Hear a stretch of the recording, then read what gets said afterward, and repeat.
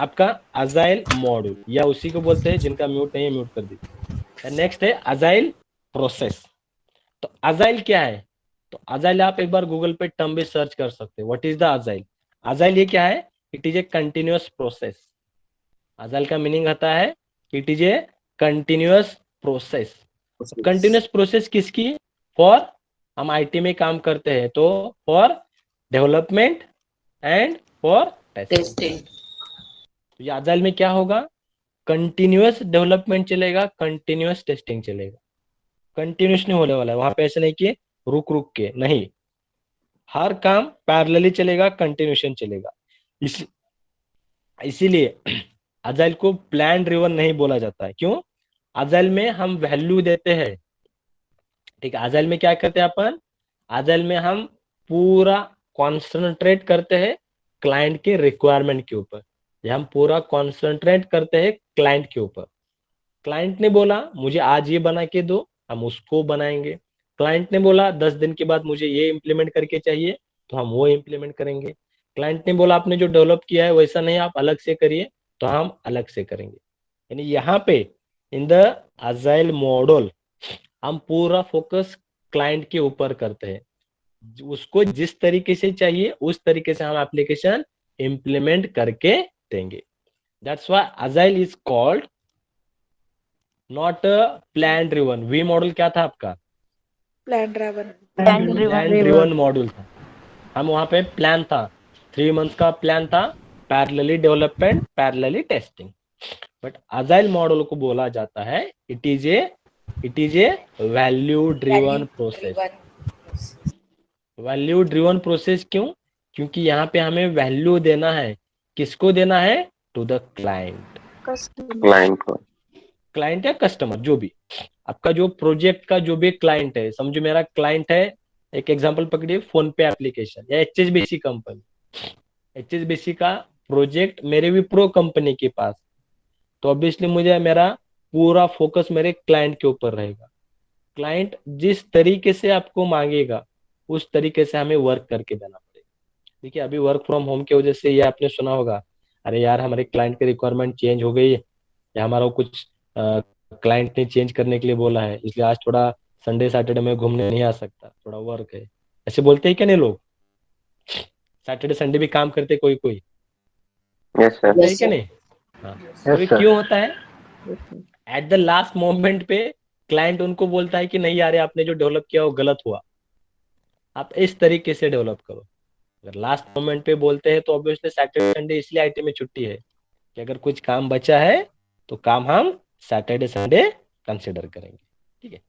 इसीलिए जैसे V model में हमें सीआर कब आ रहा था? कहाँ पे आ रहा था CR? Support and maintenance. Support and maintenance में। At the last. If any CR, अगर कोई भी सीआर एट एनी पॉइंट आता है कि आपका समझो डेवलपमेंट आधा हुआ है और उसके बाद तुरंत कुछ नया चेंज आया, तो अगर क्लाइंट ने बोला ये सीआर आप पहले इम्प्लीमेंट करके दो, बाकी का पूरा काम आप रोक दो। अगर क्लाइंट बोलता है बाकी का आपका जो भी डेवलपमेंट चलता है, बाकी का आपका जो भी टेस्टिंग चल रहा है उसको रोको और इस सीआर को पहले डेवलप करो, क्योंकि ये चेंज रिक्वेस्ट या ये मुझे इम्पोर्टेंट है मेरे बिजनेस पॉइंट ऑफ व्यू। अगर क्लाइंट हमें एनी सीआर या एनी चेंज रिक्वेस्ट देता है eight any point of time, तो हमारी कंपनी को एक्सेप्ट करना पड़ता है।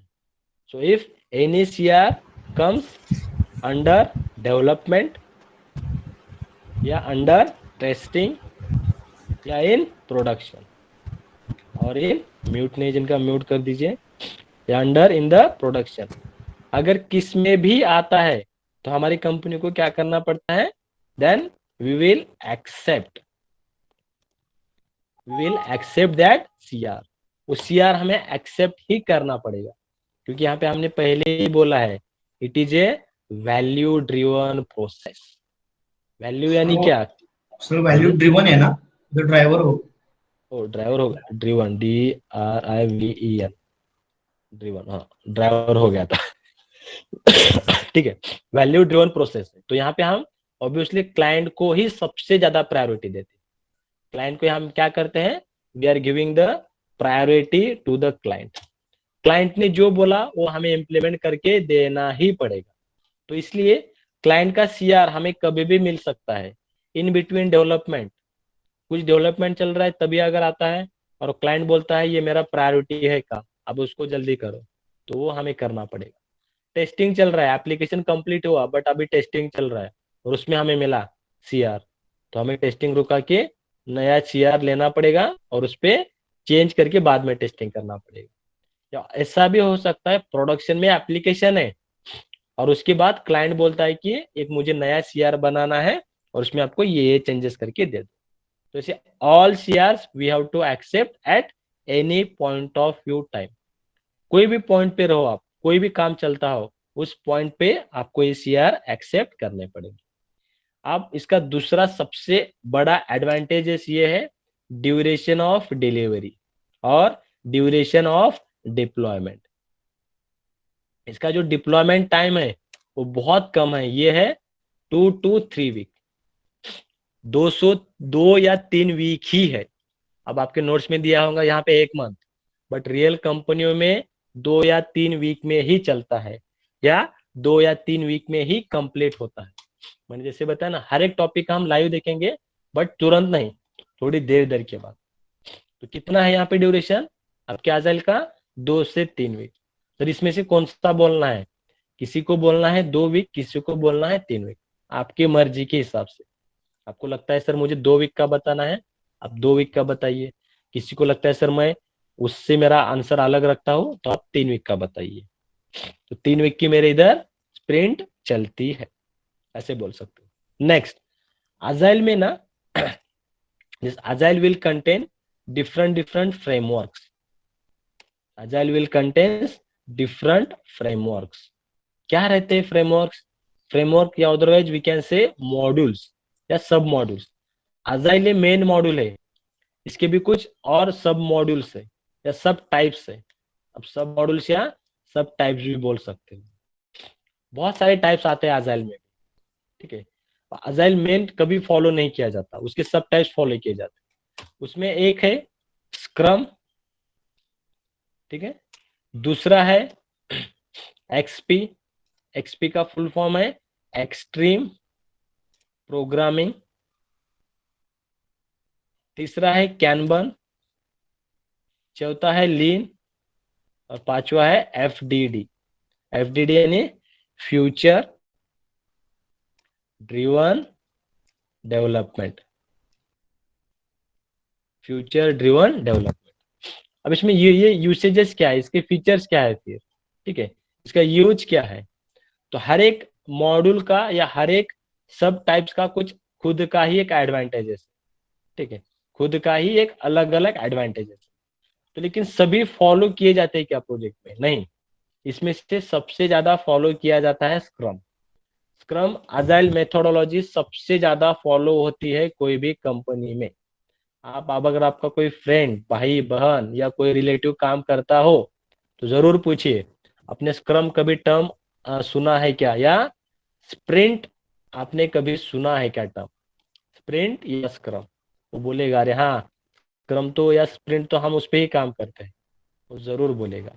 इसलिए ये टर्म सबसे ज्यादा या ये सब टाइप सबसे ज्यादा फॉलो किया जाता है। अब इस स्क्रम का क्या एडवांटेजेस है या स्क्रम में काम कैसे होता है? तो स्क्रम में काम होता है sprint wise. Sprint wise delivery यहाँ पे देते हैं, sprint wise delivery they are giving. Delivery किसको? To the client.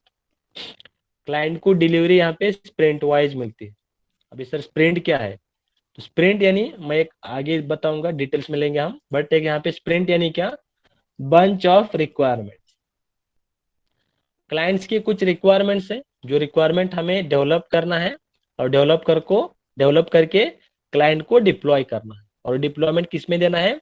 With in 2 और 3 वीक में। कोई भी एक बता दीजिए, समझो मैं बताता हूँ 2 वीक, तो विद इन 2 वीक में क्लाइंट की उतने सारे रिक्वायरमेंट डेवलप करना है और क्लाइंट को डिप्लॉय देना है। तो इस तरीके से चलता है आपका स्क्रम मेथोडोलॉजी। दूसरा है एक्सपी। एक्सपी में क्या होता है? Extreme programming.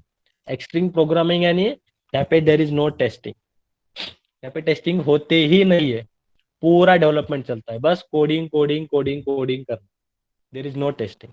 तो ऐसे भी फ्रेमवर्क्स होते हैं या ऐसे भी टाइप्स फॉलो किए जाते हैं, बट कोई कंपनी में इतना ज्यादा फॉलो नहीं किया जाता कि जहाँ पे बस डेवलपमेंट चलता हो। अब डेवलपर का अगर एवढा अच्छा, अगर कोई इतना अच्छा डेवलपर है जिसमें अगर डिफेक्ट ही ना मिले, तो टेस्टिंग की हायरिंग ही नहीं होगी कंपनी, ठीक है। इसलिए टेस्टर इंपॉर्टेंट है एप्लीकेशन को टेस्ट करने के लिए, और एप्लीकेशन को टेस्ट करना ही पड़ता है, ठीक है। इसलिए ये भी मॉडल ज्यादा फॉलो नहीं होता।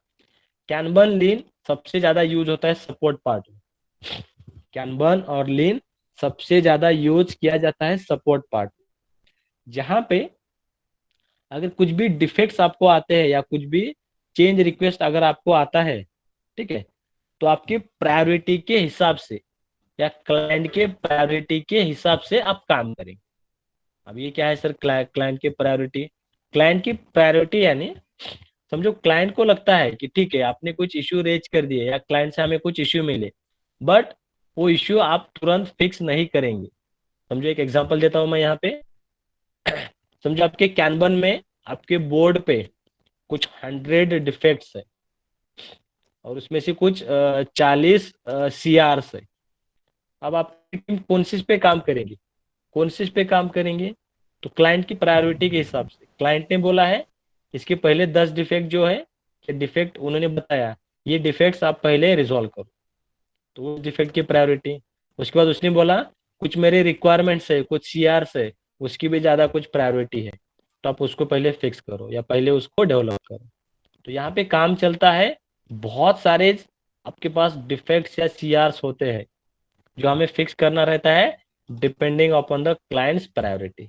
तो इसके हिसाब से दोनों चलते हैं, कैनबन एंड लीन फ्रेमवर्क या सब टाइप्स, बट ये भी फॉलो नहीं किया जाता, ठीक है। और लास्ट है FDD, that is a future driven development, यानी क्लाइंट का फ्यूचर में एप्लीकेशन क्या हो सकता है या उसमें क्या क्या चेंजेस आ सकते हैं, क्या नया फीचर ऐड हो सकता है, उसको देख के अभी से डेवलपमेंट करना।